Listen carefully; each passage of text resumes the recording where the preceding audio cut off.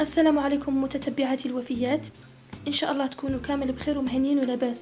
اليوم ان شاء الله جيتكم فيديو جديد اللي هو فيديو التوابل اللي نحتاجوها في الطمينه ولا الكور ولا العام، كل منطقه وكيفاش يسموها بمناسبه راس العام ولا الناير. قبل ما نبداو في فيديو ما تنساوش تضغطوا على زر الاشتراك وتفعلوا الجرس ليصلكم كل جديد، وتخلوا لي تعليقاتكم الى عجبكم الفيديو. بسم الله نبداو. واش نحتاجو كتوابل الطمينه تاعنا؟ عندنا الخلجلان، هاي لك الخلجلان كيفاش يجي داير. نحتاجو جوز الطيب، جوز الطيب تكون حبه كي ندقشوها نلقاو هذه لداخل.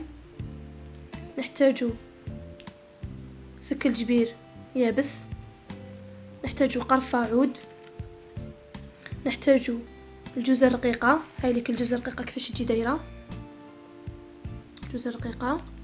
نحتاجو الحرور، الحرور يابس حب.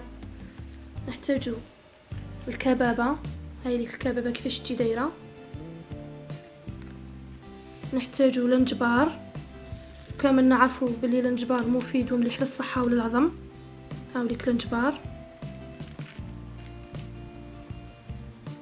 وكاين ثاني اللي يزيدوا نجمه الارض، وكاين اللي يزيدوا القرنفل والهيل والكركم. انا ما كانوش متواجدين عندي، هذا واش كنت شريت. نروحوا لطريقه التحضير.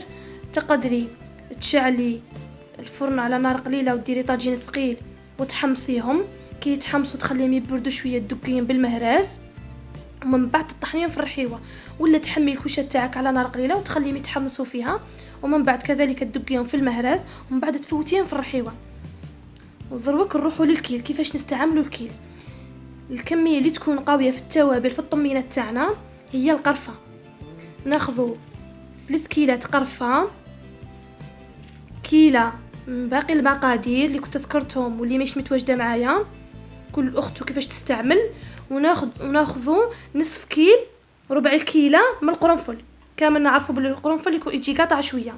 ولا رحتي اختي المتتبعه وشريتيه من عند العطار، تقولي له اعطيني 100 غرام تاع القرفه، 50 غرام من باقي المقادير، و25 غرام من القرنفل، وتخلطيهم كامل مع بعض وتستعملي الطمينه تاعك وتخبيهم ثاني على جهه.